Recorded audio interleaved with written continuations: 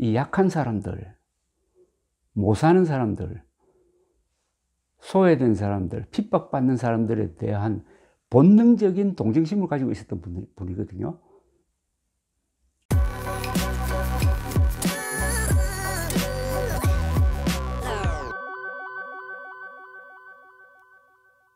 그리고 또 하나 이분의 원칙이 이거는 국민들을 향한 건데, 자조정신이 있어야 된다. 자조정신을 딛고 자립경제를 만들어야 한다. 자립경제는 원조 없이 운영하는 나라를 만든다는 뜻입니다. 자립경제를 기반으로 해가지고 자주국방력을 건설해야 된다. 그 다음에 자유통일로 가야 된다. 사자입니다. 자조정신, 자립경제, 자주국방, 자유통일. 이게 이 사람의 전략의 정신적 기반이 되고 단계론으로 발전해 간 거지. 자주 말씀하셨는데 정치적인 포퓰리스트였다면 이 자조를 강조할 수는 없었을 것 같습니다. 자조라는 게 새마을운동에서도 나오지만, 그렇죠, 잘하는 마을을 더 지원하는 거죠. 그렇죠. 경쟁을 붙이는 거지. 모든 사람을 다 도와주겠다가 아닌 거고요. 그렇죠. 그러면 경쟁에서 밀리거나 지원을 못 받은 마을은 상대적으로 불만을 가질 그렇죠. 수밖에 없는데, 그것에 굴하지 않고 효율성에 기반해서 통계를 가지고 밀고 나갔습니다. 그렇게 할 수 있었던 것은 그 뒤의 이런 민주주의를 하지 않았기 때문이지. 여러 가지로 제약을 둔 민주주의, 한국식으로 미국 사람들이 누리는 자유를 우리가 다 누리면서는 나라를 발전시킬 수 없다. 우리 발전 단계에 맞는 민주주의다. 그게 저 사람이 말하는 유신체제거든. 유신체제, 한국식 민주주의. 그렇게 해야 국가를 효율적으로 운영할 수 있다. 국력의 조직화, 능률의 극대화. 그 7년을 놓쳤더라면 우리는 지금 말레이시아 수준일 겁니다. 그 7년에 집중적으로 종합 건설을 하면서 정치 코스트를 최소화한 거 아닙니까?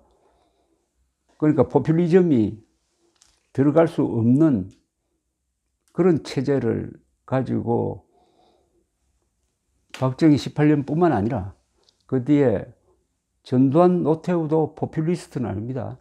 그러니까 군인 출신 대통령 시기 30년 동안에 우리는 실사구시, 포퓰리즘적인 요소를 최소화했지. 그래서 나라가 발전한 거지. 포퓰리즘적인 요소를 최소화한 실사구시.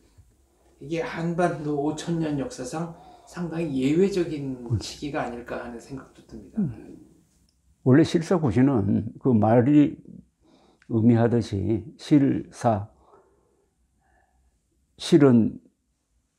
현실, 사는 사실인데, 사실과 현실을 딛고 시시비비를 가리고 나아갈 바를 찾는다는 게 실사구시라는 말이거든요.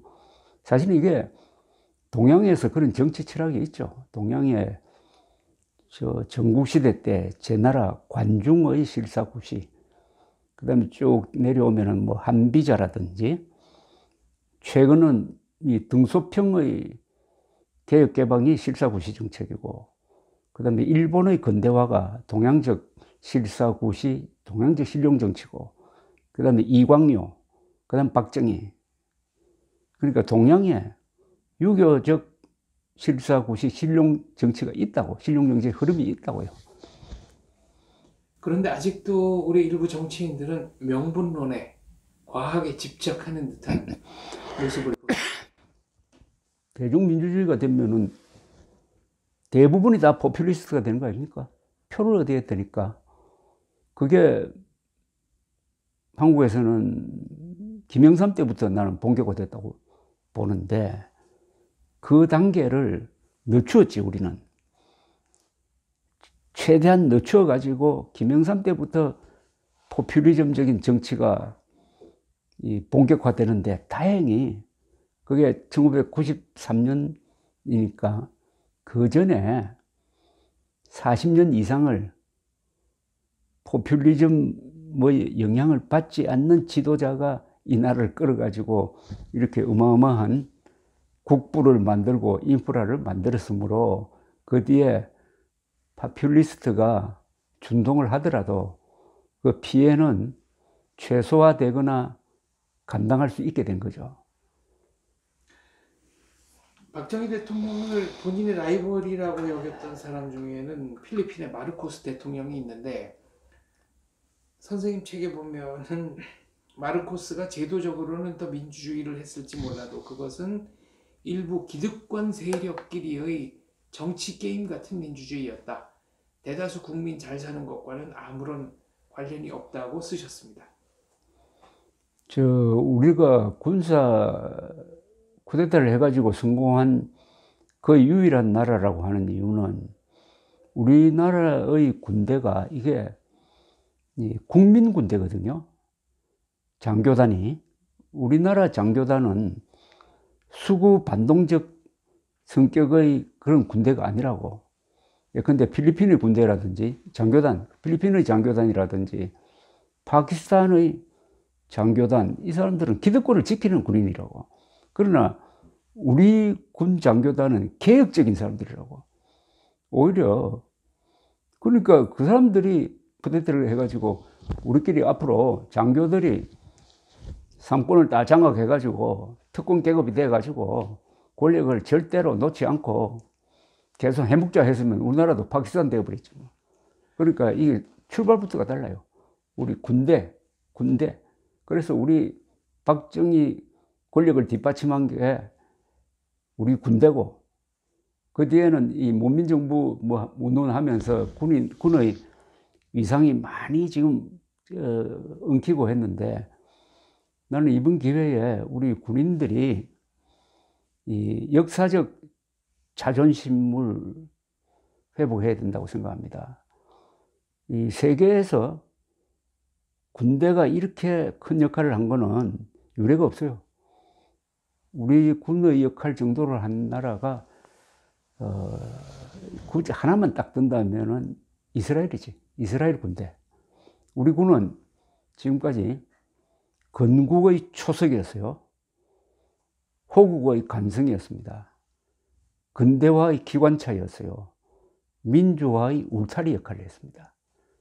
남은 것은 이제 자유통일로 나아가는 건데, 군 장교단의 역할. 5.16 당시 기준으로 하면 군 장교단은 대한민국에서 가장 엘리트 조직이었죠. 그렇죠. 해외 유학 간 장교들이 전체 장교의 한 10% 됐어요. 외무 공무원들보다도 외국 유학 경험이 더 많았습니다. 그리고 그 사람들이 간 데가 다 선진국으로 간, 미국으로 간 거 아닙니까? 미국에서 군사 기술만 배운 게 아니라 행정 기술 이런 걸 다 배워왔거든. 그러니까 근대 행정 조직을 어떤 식으로 운영해야 된다, 국가를 어떤 식으로 운영해야 된다는 데 대해서는 벌써 공무원들보다도 기업인들보다도 벌써 눈을 트고 정권을 잡으니까 그런 식으로 관료 조직을 바꾼 거 아닙니까? 그죠? 그게 우리 민족사에서 가장 큰 개혁 중에 하나거든. 우리 민족사의 가장 큰 개혁은 5.16 이후에 일어났다고 봐야지.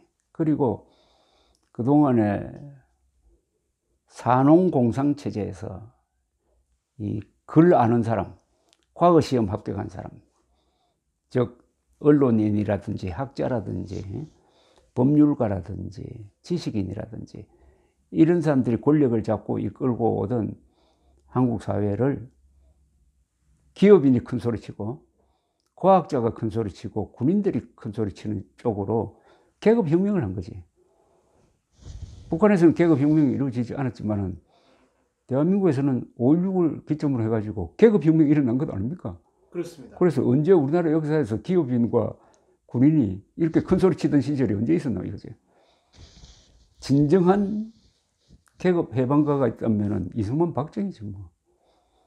그런 면에서 최고의 인권운동가라고 보시는 거군요. 그렇죠. 아니, 인권이 뭡니까? 제일 중요한 인권은 먹고 사는 것 아닙니까? 굶주림을 면하게 해주고, 나라가 식민지가 되지 않고, 독립하고, 특히 공산당으로부터, 인권 말살 조직인 공산당으로부터 대한민국을 지켰다는 점에서 이승만, 박정희야말로 우리 민족사에서 가장 위대한 인권 신장 정치인이고, 특히 여성의 활동 공간을 늘려가지고, 이승만 때는 여자들도 학교 가도록 만들고, 박정희 때는 여공으로서 경제 일선에 나가도록 만든 사람이지. 최고의 여성 운동가 아니겠습니까? 그 집안에만 갇혀 있어 그러니까. 가부장적 질서에 순응할 수밖에 없었던 그렇지. 여성들에게 그렇죠. 자기 삶을 스스로 개척할 수 있는 기회를 준 거다. 그렇죠. 네. 그럼 두 분이 워낙 이승만도 그렇고 박정희도 그렇고 이 약한 사람들, 못 사는 사람들, 소외된 사람들, 핍박받는 사람들에 대한 본능적인 동정심을 가지고 있었던 분이거든요.